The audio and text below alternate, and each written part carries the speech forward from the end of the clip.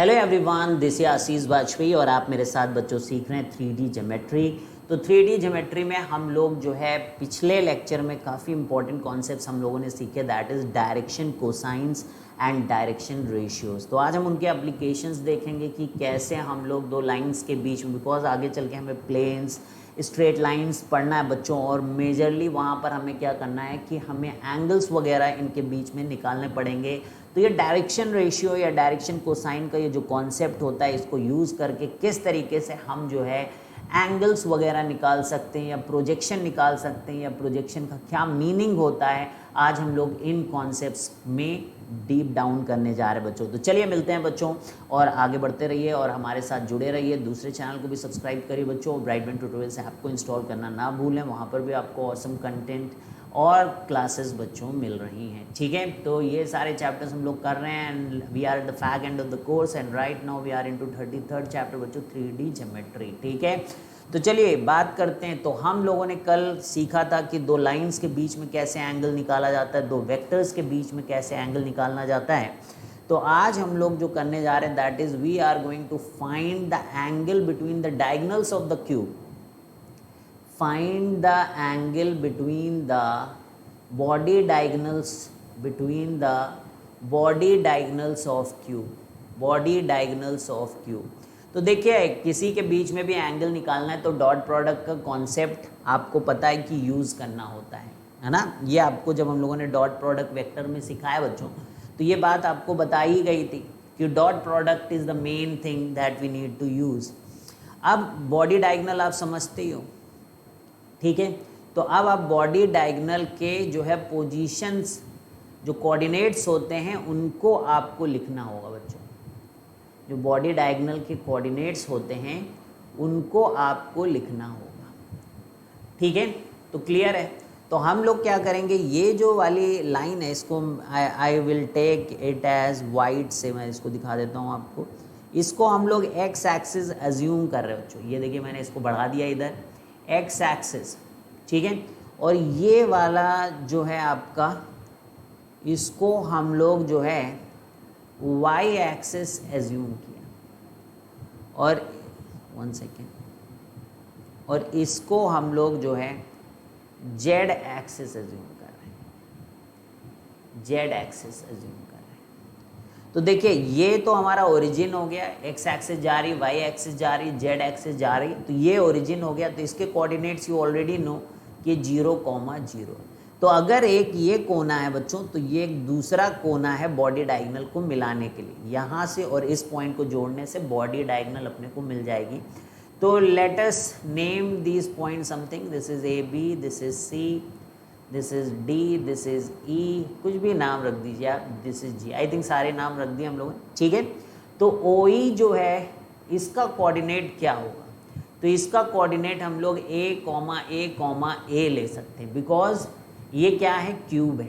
तो क्यूब की जो साइड्स होती हैं वो इक्वल होती हैं। तो ये लेंथ भी a है, ये लेंथ भी a है, और ये ऊपर वाली लेंथ भी a है, ठीक है। तो इसलिए e जो है वो x कोऑर्डिनेट भी उसका a है, y कोऑर्डिनेट भी a है, और z कोऑर्डिनेट भी a है। तो आप जो है OE वेक्टर यहाँ से पता कर सकते हैं, क्योंकि दो वेक्टर्स अपने को पता करने होंगे जिनके बीच में हमें एंगल निकालना है। तो AI plus AJ plus AK हमारा वेक्टर हो जाएगा, ठीक है। क्लियर है, OE वेक्टर आ गया अब आपका। अब आप यहाँ पर देखिए एक दूसरा वेक्टर अपने को लेना होगा जो कि खुद भी क्या हो, बॉडी डायगोनल हो, ठीक है। तो एक कोने से दूसरे कोने को जैसे यहाँ मिला रहे, तो उसी तरीके से अगर हम G वाले और B वाले को मिलाएंगे तो ये हमें एक दूसरा बॉडी डायगोनल मिल जाएगा। तो G के कोऑर्डिनेट अगर हम लिखना चाहें तो ये y एक्सिस में, तो इसका x कोऑर्डिनेट 0 होगा और y a होगा और z भी 0। B की बात अगर हम लोग करें बच्चों, तो देखिए यहाँ पे ये किस प्लेन में, ये xz प्लेन है, this is xz plane, you can see here xz plane है ना, ये x है और ये z है। उस प्लेन में ये आपका देखिए एक स्क्वायर बना हुआ है। तो ये xz प्लेन में y का कोऑर्डिनेट 0 होगा, y मतलब होता है ऊपर नीचे यहाँ पर, ठीक है। तो ये आपके xz प्लेन पे ही पॉइंट है। तो x का कोऑर्डिनेट होगा और फिर y तो है ही नहीं, y वाला इसमें कुछ है ही नहीं, एक्स जेड प्लेन है तो y 0 हो जाएगा और z का भी a हो जाएगा। तो अब आप यहाँ से bg निकाल लीजिए, bg, ठीक है। तो g माइनस जी वेक्टर माइनस बी वेक्टर, ओ जी माइनस ओ बी कह सकते हैं हम लोग, ठीक है, ओ जी माइनस ओ बी। तो निकाल लीजिए भाई, ओ जी माइनस ओ बी कितना हुआ, तो 0 माइनस ए आई, ए माइनस 0 ए जे और 0 माइनस ए माइनस के। तो ये हो गया आपका, ठीक है। अब आप इन दोनों के बीच में एंगल निकाल सकते हैं, बॉडी डायगोनल्स ऑफ क्यूब के बीच में आप एंगल निकाल सकते हैं, ठीक है। तो कितना एंगल आएगा बोलिए, तो cos theta is equal to O E vector dot B G vector upon modulus of O E vector upon modulus of B G vector. तो O E minus a square plus a square minus a square, ठीक है। अब यहाँ पे under root a square a square a square 3 times a square and this is also a square a square a square, this is also 3 times a square, ठीक है। तो ये ऊपर आप देखिए कैंसिल हो गया, ठीक है। तो cos theta is coming as minus a square, ठीक है, और ये √3 हो जाएगा and this is also a square. तो ये cos theta is equal to -1/3, ठीक है। तो थीटा, अब ये क्या है, मॉडुलस है, बिकॉज अगर आप एंगल बिटवीन बॉडी डायगोनल्स तो प्लस माइनस दोनों ही ले सकते हैं हम लोग यहाँ पर। तो जैसे कल मैंने बताया था, तो थीटा हम लोग बोल सकते हैं cos इनवर्स 1/3, ठीक है। Theta is equal to cos, तो एक्यूट एंगल हम लोगों ने ले लिया। तो एक्यूट एंगल इनके बीच में, बिकॉज दो लाइन के बीच में आप हमेशा ही, आपने अगर पढ़ा हो कोऑर्डिनेट ज्योमेट्री, तो वहाँ पर हम लोगों ने क्या बोला कि हम एक्यूट एंगल लेते हैं, वी कंसीडर एक्यूट एंगल, ठीक है, बिटवीन 2 लाइन्स। तो theta is equal to cos inverse 1/3, ये angle between the body diagonals of a cube हो जाएगा। तो आई थिंक यहाँ तक क्लियर है, आपको अच्छे से आपको ये समझ में आ गया है। तो let us move to question number 2, ठीक है। तो आई थिंक ये अच्छा है, आपको समझ में आ रहा है। तो नेक्स्ट क्वेश्चन देखिए, हम लोग एक एंगल निकालने जा रहे हैं बच्चों। तो हमारे पास एक पी पॉइंट के कोऑर्डिनेट्स हैं 6, 3, 2, Q 5, 1, 4 एंड R जो है दैट इज 3, 3, 5, ठीक है। And we have to find the angle PQR, हमें PQR एंगल निकालना है, ठीक है। अब जैसे मान लीजिए PQR एंगल निकालना है दोस्तों, तो एक चीज़ आप बना लीजिए पहले, ये P है, ये Q है और ये R है, ठीक है। तो एक्चुअल में हमें क्या करना पड़ेगा, PQ के डायरेक्शन रेशियोज लिखने होंगे और फिर QR के डायरेक्शन रेशियोज, और फिर इनके बीच में हम लोग एंगल निकाल लेंगे, ठीक है। तो PQ के PQ लिखना है तो Q माइनस P, तो 5 - 6 - 1, we are writing DRS, direction ratios guys, DRS लिख रहे हैं हम लोग, डायरेक्शन रेशियोज। तो 5 - 6 - 1, 1 - 3 - 2, 4 - 2, 2, और QR में R माइनस Q, तो 3 - 5 - 2, 3 - 1 2 और 5 - 4 1। तो ये हमारे पास PQ और QR आ गए हैं। तो ये डायरेक्शन रेशियोज हैं। तो ये PQ के जो डायरेक्शन रेशियोज हैं दैट इज़ 1, 2 - 2 है, और जो QR है दैट इज़ -2, 2, 1 भी चलेगा, ठीक है, क्योंकि ये रेशियो ही है, -2, -2, 1, ठीक है। अब आप क्या करेंगे, दोनों के डायरेक्शन रेशियोज अगर आपके पास हैं तो आप cos थीटा, बिकॉज इनको आप ऐसे भी लिख सकते हो, देखो I + 2j, अगर नहीं समझ में आ रहा हो तो -2k, और इसको हम लोग लिख सकते हैं -2i + 2j + k। तो जो cos थीटा होगा that is -2 + 4 - 2 upon under root 4, 4, 8, 1, 9, और ये भी आपका होगा 4, 4, 8, 1, 9, है ना, पता ही आपको। तो निकाल लीजिए आप। तो ये देखिए 0 आ गया भाई, 4 माइनस 4 जीरो आ गया, कॉस थीटा जीरो है तो थीटा 90 डिग्री है। इसका मतलब angle P Q R is equal to 90 degree. तो क्लियर है भाई, कोई दिक्कत तो नहीं, एंगल वगैरह आ गया आपका। तो इस तरीके से यहाँ पर क्वेश्चन हो गया, तो कर लोगे। अब मतलब कि अगर आपके पास कोऑर्डिनेट्स हों तो 3 डायमेंशन में आप एंगल निकाल सकते हो, ठीक है। क्यूब में आपने एंगल निकाल लिया, तो इस कॉन्सेप्ट को अब आप यूज़ कर सकते हैं कहीं पर भी, ठीक है। अब देखिए एक जो बहुत इम्पॉर्टेंट है, काफ़ी जेईई मेंस में क्वेश्चन भी पूछे गए, ठीक है, वो टॉपिक आप देख लीजिए। इस तरीके से आपको क्वेश्चन दिया रहता है, देखिएगा, बहुत ज़रूरी है ये, वेरी वेरी इंपॉर्टेंट, ठीक है। इसको ज़्यादा ध्यान से देखना है आपको। Find angle between straight line whose direction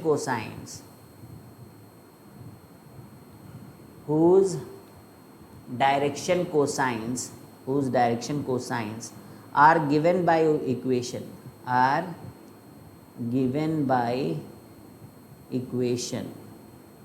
तो एक तो ऐसे दिया है 3l plus m, n is 3l plus 5n is equal to 0, और दूसरा है आपका 6mn minus 2nl plus 5ml is equal to 0, ठीक है।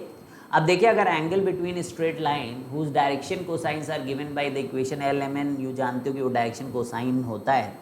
तो अगर ऐसा काम हमें करना है, ठीक है, अगर ऐसा काम हमें करना है दोस्तों, तो इसका मतलब हमारे पास 2 स्ट्रेट लाइंस होनी चाहिए। इसका मतलब हमारे पास 2 स्ट्रेट लाइंस होनी चाहिए। तो यानी 2l की वैल्यू होनी चाहिए, 2m की वैल्यू होनी चाहिए और 2n की वैल्यू होनी चाहिए। 2l की वैल्यू होनी चाहिए, 2m की वैल्यू होनी चाहिए और 2 ही n की वैल्यू होनी चाहिए। Then only we can find out the angle, ठीक है। क्लियर है ना भाई। 2 डायरेक्शन, जैसे यहाँ पर एंगल हमको जब निकालना था तो 2 डायरेक्शन रेशियोज थे, ठीक है, तभी तो एंगल निकाल पाए। तो यहाँ पर भी एंगल अगर निकालने हैं तो 2l 2m 2n होना चाहिए, ठीक है। अब क्योंकि ये रेशियोज हैं तो अगर किसी एक के टर्म्स में भी आप लिख लोगे, अगर किसी एक के टर्म्स में भी आप लिख लोगे तो भी आपका काम हो जाएगा। जैसे सब l को भी n के टर्म्स में लिख दिया, m को भी n के टर्म, n तो हाई n, तो रेशियो ही तो चाहिए होगा। इसीलिए केवल 2 इक्वेशन, अगर 3 इक्वेशन होती तो l m n की एग्जैक्ट वैल्यूज हम लोग निकाल सकते हैं, लेकिन यहाँ पे केवल 2 ही इक्वेशंस हैं, इसलिए हम लोग एग्जैक्ट वैल्यू ना निकाल के हम लोग किसी एक को दूसरे के टर्म्स में करने की कोशिश करेंगे। ये यहाँ पे बेसिक फंडा है। तो हम लोग क्या कर रहे हैं, जैसे 3l को हम लोग लिख दे रहे हैं माइनस m माइनस 5n, तो यहाँ से l की वैल्यू आ रही है minus m minus 5n divided by 3। तो just put the value here, तो ये 6mn minus 2n minus m minus 5n divided by 3 plus 5 times m into minus m minus 5n divided by 3 is equal to 0, ठीक है। तो अब ये solve कर लीजिए आप, ये जो हम लोगों ने निकाला है ये वैल्यू को यहाँ पर m की पुट किया है।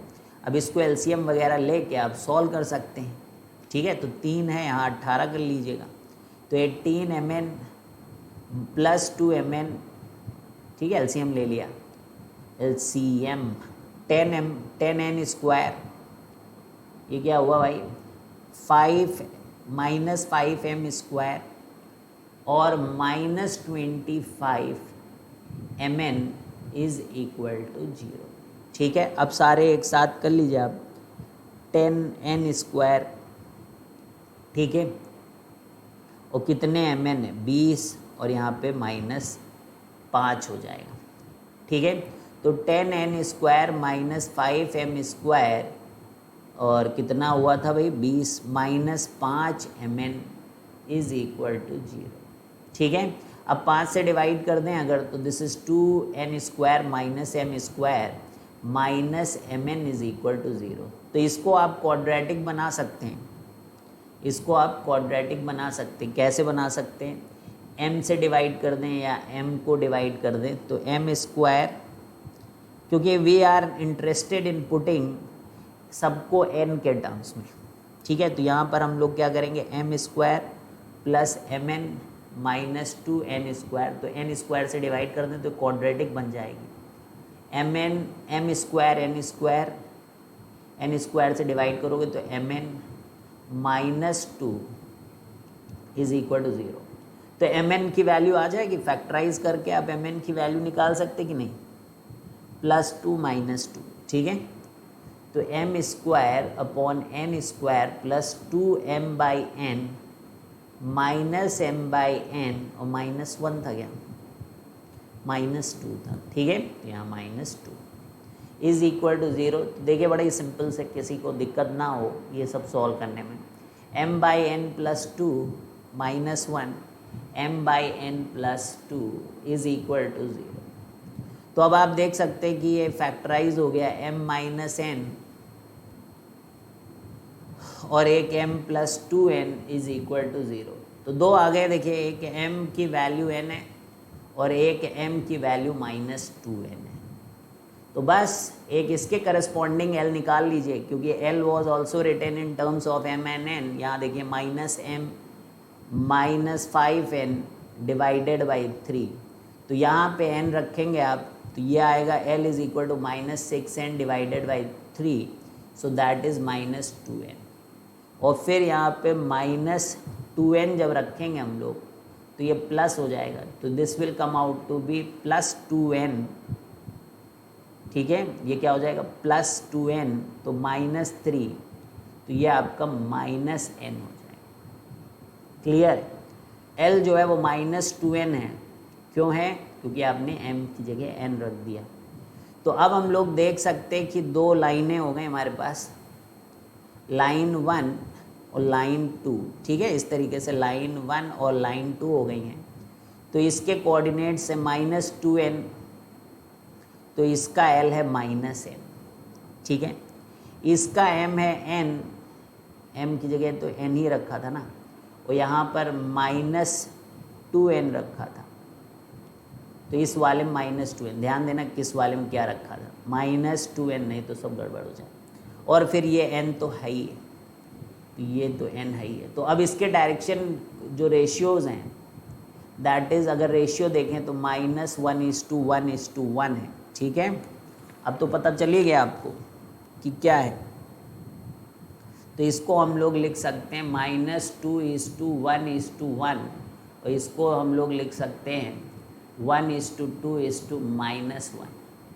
अब आप एंगल निकाल लीजिए इनके बीच में, ठीक है। अब आप इनके बीच में एंगल निकाल लीजिए, तो cos theta is equal to -2 + 2 -1 upon √ में 2 + 4 1 1 6, इधर 4 और 6, तो ये -1/6 तो ये लाइन्स हैं, तो दोनों टाइप के एक्यूट और ऑब्ट्यूज दोनों ही होता है। तो मॉड भी ले सकते हो आप, एंगल बिटवीन लाइंस, दोनों लिखना चाहते हो तो दोनों ही लिख सकते हो। एंगल बिटवीन लाइंस मैंने जैसे पहले ही बताया है, वेक्टर्स में आपको स्पेसिफिक पता रहता है। तो cos theta is equal to -1/6, so we can write theta is equal to, acute लेते हैं तो theta is equal to cos inverse 1/6, और माइनस जब रहता है तो we can write theta is equal to pi minus cos inverse 1/6।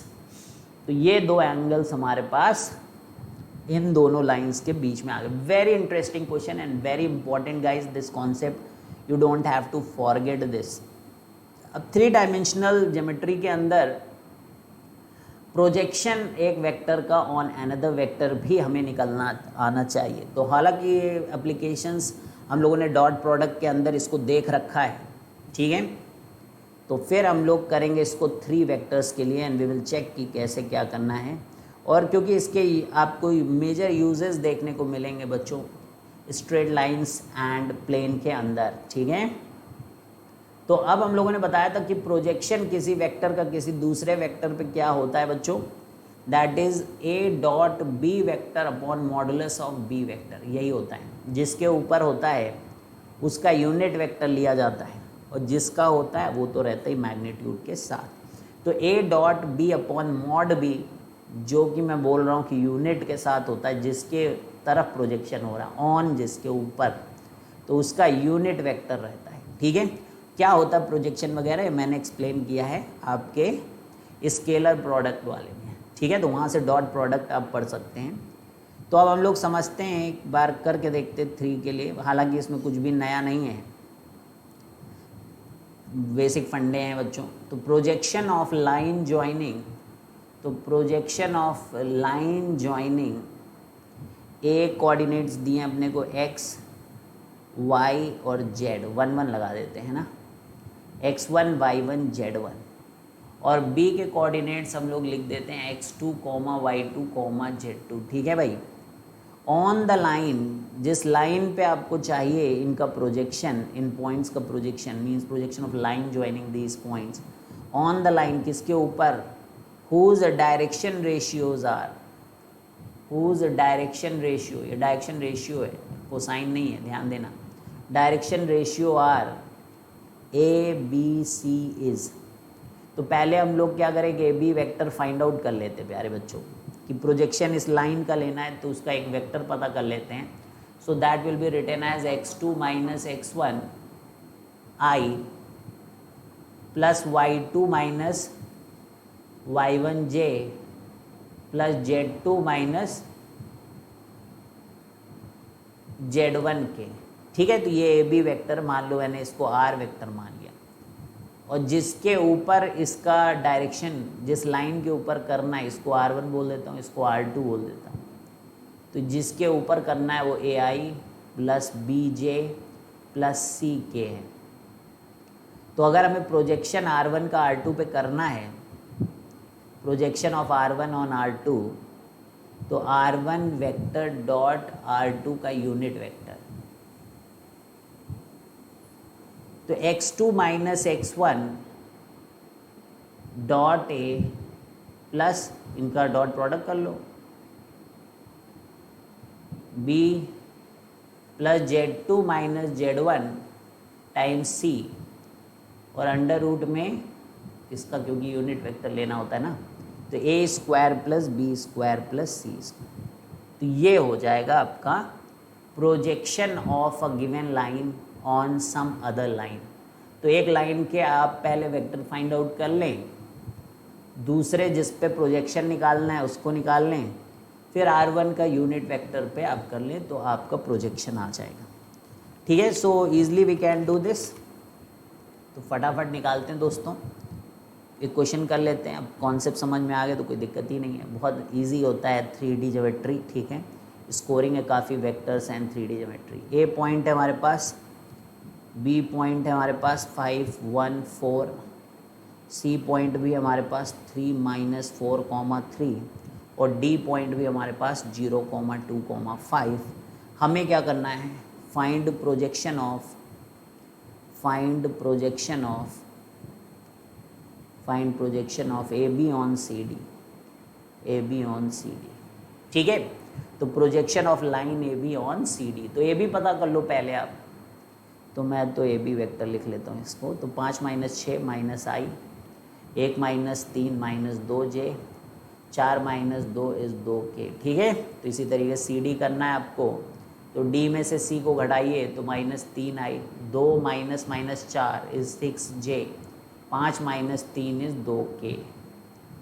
ठीक है, projection of A B on C D है, तो यानी कि A B vector dot C D का यूनिट वेक्टर है, तो minus I minus 2j plus 2k का dot product minus 3i plus 6j plus 2k, और नीचे सी डी का यूनिट वेक्टर है, क्योंकि सी डी यूनिट वेक्टर लिया जा रहा है, तो इसका मॉडुलस से आप डिवाइड कर दीजिए, तो 9 plus 36 plus 4, so that will come out to be 7, और बाकी मल्टीप्लाई कर लीजिए आप, 3 6 माइनस 2 12 और प्लस 4। ठीक है, तो 36 4 40 और 7, तो प्रोजेक्शन आ गया भाई 7 माइनस 5 बाई 7। ठीक है, अब मॉडुलस है, बेसिकली प्रोजेक्शन क्या है, मॉडुलस है, तो मॉडुलस ले लीजिए आप इसका, क्योंकि लाइन वगैरह है, तो 5/7। तो कितना आसान है, कुछ भी ऐसा नहीं, प्रोजेक्शन मॉड होता है बेसिकली। नेक्स्ट क्वेश्चन करते हैं, ठीक है। क्वेश्चन है हमारे पास, find projection of line segment, find projection of line segment, line segment joining A, that is 2, 1, -3, and B, that is 4, 2, 5, and the line which makes equal acute angles with equal acute angles with coordinate axis,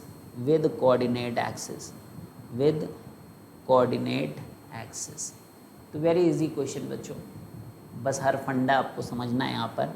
तो जिसका आपको करना है, let us make this as A B vector, तो 4 - 2 is 2i, 2 - 1 is j, 5 - 3 is 8k, ठीक है। So this is A B vector basically, and which makes acute angles with, तो यानी कि L = M = N, ये डायरेक्शन रेशियोज ले लेते हैं हम लोग, तो 3L² हो जाएगा, LMN बराबर है, और ये 1 होता है, तो L की वैल्यू यहाँ से ±1/√3, तो अपने को तो प्लस लेना है क्योंकि वो कह रहे हैं कि एक्यूट एंगल बना रहा है। तो यहाँ पर अगर हम लोग देखें तो जिसके ऊपर प्रोजेक्शन निकालना है भाई, वो अपने को मिल चुका है, उसके डायरेक्शन कोसाइंस मिल गया, DCs क्या है, 1/√3i + 1/√3j और +1/√3k। तो ये ऑलरेडी यूनिट वेक्टर है, तो इसको R यूनिट वेक्टर अगर बोल दें, तो जो हमें चाहिए that is AB vector dot R unit vector.